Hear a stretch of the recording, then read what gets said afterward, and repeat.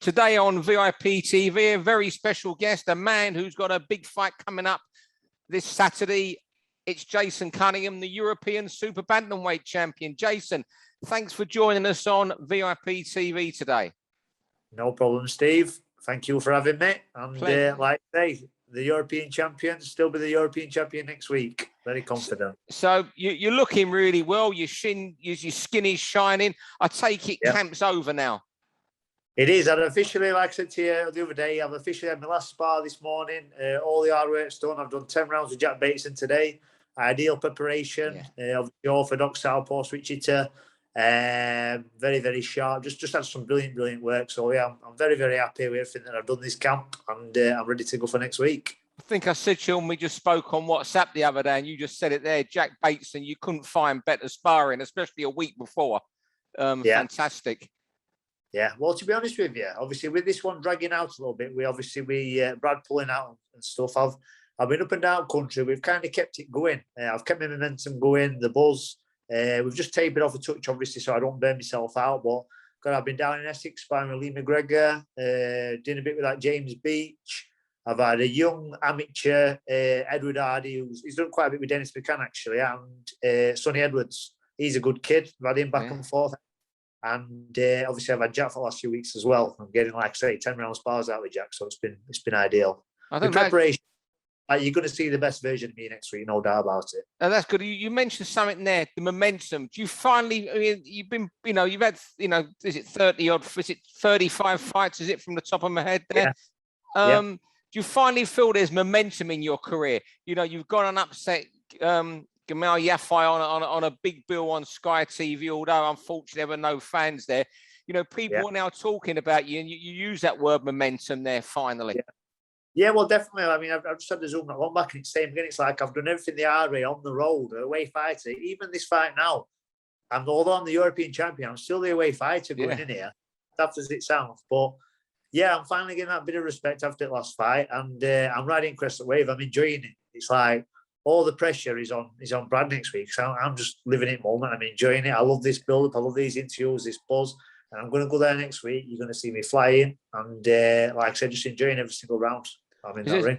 As I say, you're the away fighter because Brad, just in case people don't know, Brad's promoted by Frank Warren, who won the purse bids. But when you say away, you're not going into hostile territory. It's not like going to Italy, Spain, where they're going to be, at you the minute you come out. There'll be a few boos, I guess. You'll have your fans cheering, and that's it. That goes straight off the top of my head. I ain't fussed about that. I've been on the road all the way in my career. That makes no difference to me. End of the day, it's me and Brad Foster in that ring, and that's all that matters. So, yeah. Let's talk about the fight. How hard is the fight for you? Because Brad's done everything asked of him in his career. I think when we spoke the other week, I was saying, I think the Jimmy Beach fight, he was pushed a little bit, and the first fight with the drawn fight early, had the rematch with Lucian Reed. Lucian Reed, that's it. Yeah. So how do you see it going, this fight? Well, he's a good fighter, but it's difficult to say because we've not really seen him have his depth. I know that draw with Lucian Reed, which probably you could have argued it could have gone the other way. That's a fair comment. But we've not really seen him have to dig deep and his really have a proper gut check. I said this to you the other day, didn't I? How's he going to fare if it turns into a dogfight or a game of chess? I mean, boxing's my game. Let's see. I can make it. I can go for a boring fight. I can be disciplined. I can do this. I can do that. I've got the experience, haven't I? So we'll see what he does, and then I just adjust to whatever else, to whatever he's got on offer, basically. But he's a good fighter. I respect him. I'm definitely not underestimating him, but I believe I've got more than enough in my arsenal to beat him. And I'm the first southpaw he's going to move as well. Yeah, I ain't straight southpaw. I'm a very, very tall for the weight, very, very big for the weight, very, very rangy. I've got all physical attributes on him, so we'll just see how he deals with my style. You said you sparred with Jimmy Beach. Did he tell you anything to watch out for that you might not have noticed? I know you're not going to tell us what it was, but did he say anything to you? Do you talk about those sort of things after sparring? Bits and bobs, but obviously it's not really. I'm experienced, aren't I? Say so. I just as it comes. People can say, think it might be true, and others think it might not be true. So it just all goes over my head anyway. But they were very, very impressed with work I gave, and they had their opinion on who were going to win the fight. And yeah, that's that. You can ask James who he thinks is going to win the fight, but yeah, it's all good. Are you driven on by the thought that, you know, you're confident, you know, you're talking when I win, when I retain, when I win the British European, I think the IBF International might be in there now, I'm not sure. Right. Are you driven on by the thought that if you had a bad night, you'd have to go back to, you know, the small hall shows with Steffi? And I mean, I'm not, you know, I'm not knocking small hall shows. They're fantastic. No, what it is, it's not a case of being overconfident, because I know Brad's a good fighter and it's a test. So it's like, yeah, I'm winning this. We all go in there with confidence, yeah, and I believe I am going to win. And it's just all be part of my legacy. The titles are online and stuff. But obviously, I'm not underestimating him. But no, as far as I'm concerned, I'm enjoying every single moment of it all now, Steve, because I mentioned to you, after the Gamal Yafai fight, if I had got beat, that'd have been me done. I'm not going back to small shows and you know, busting me private parts to what I was saying there, busting me private parts to sell tickets and, you know, and fighting for well, not very big purses, are they? I'm at that stage now, and this can lead on to, you know, to big things. Is that correct? You're saying with regards to IBF International? I just saw a bout sheet the other day, and it had British, Commonwealth, European, IBF International, or whatever the IBF title he's got. I think it's the International. Whether that was a mistake or what, but I've read it somewhere. So don't take my word for it. I'm wrong most of the time. Well, either way, regardless, it's like we're both ranked, I think, 12 and 11 with IBF. So, you know, the ranking's going to jump up there anyway. Obviously, if that's on the line, then it boosts it up even further, doesn't it? But yeah, there's a lot riding on this fight. Like I said, for myself, for Brad, for me, what's spurring me more than anything is that I'm the away fighter again. Yeah, regardless of what, I've been the European champion, so that's spurring me on. I'm going to upset Applecart again. And obviously, there's a British title, the only belt domestically I ain't got, and Commonwealth title at third weight. So they are my points that really spur me on for this fight. Obviously, keeping the European title, and then just see what comes after it, because let's not forget I'm a free agent. I have no big promoter behind me. I've never had a big promoter behind me. I've done everything the hard way, the old school way on the road. So, you know, after this, I want to see things come in my favour a bit more. Up all them promoters' office, seeing how many noughts are on the back of on the end of the check, or on the bank transfer these days. No one has checks. Yeah, well, that's it exactly. So it's like I'm at that point now. I've had the belts and stuff, so I just want to push on and get as far as I possibly can. Can I just talk about your trainer and manager, Steffi Ball? How important has he been in your career? Because you've bounced back after setbacks, and if we get it right, the setbacks or losses have come in excellent company and close fights. Some of them, particularly ones like the Ross Birkenshaw fight, for example, which Yeah, don't bring them up, God. Yeah, I mean that's like just learning out of my first 12 round. It's just experience. So, like, I'm at the stage now with the experience I've got now. It's like, you know, them little setbacks and stuff. I probably needed them just to adjust and. You know, make me a better fighter. Yeah, I've learned from my losses, or like I say, there were split decisions. I believe I won some of them, but regardless, my other defeats as well, I've learned from them all, and that's maybe the fighter I am today.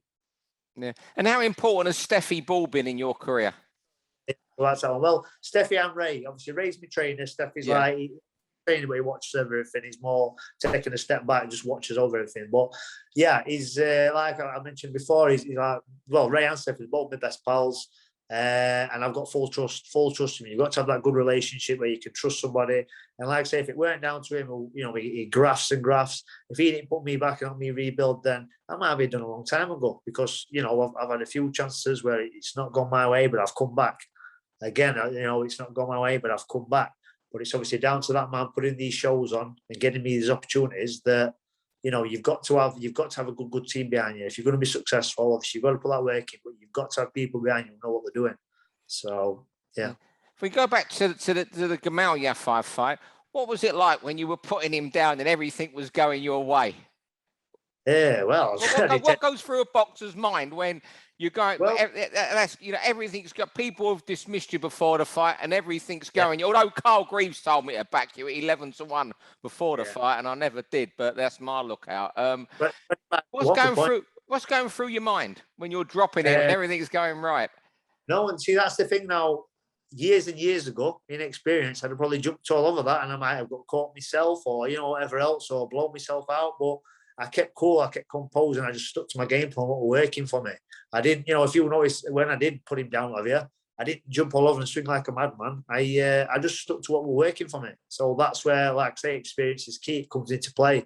I can adjust in fights. So I just kept doing what I was doing, and obviously it paid off in the end. So not, how you box that, you brilliant temperament in that fight. Is that sort of like lessons learned from, say, the Reece Bellotti fight?